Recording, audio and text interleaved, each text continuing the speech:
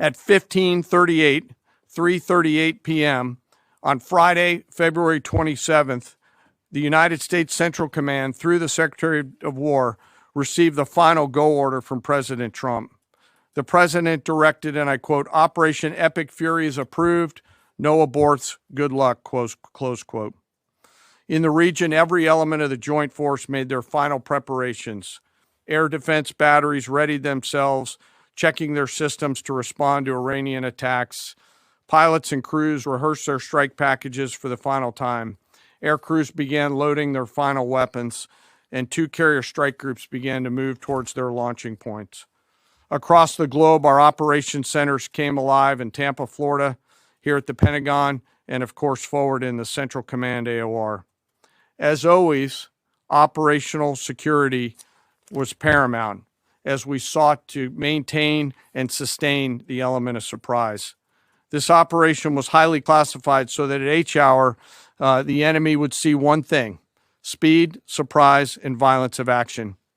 The first movers were U.S. Cybercom and U.S. Spacecom, layering non-kinetic effects, disrupting and degrading and blinding Iran's ability to see, communicate, and respond.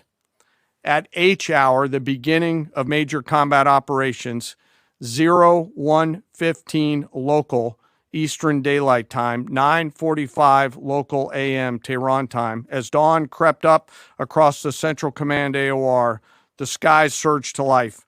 More than 100 aircraft launched from land, sea, fighters, tankers, airborne early warning, electronic attack, bombers from the States, and unmanned platforms, forming a single synchronized wave. This was a daylight strike based on a trigger event conducted by the Israeli Defense Forces, enabled by the U.S. intelligence community.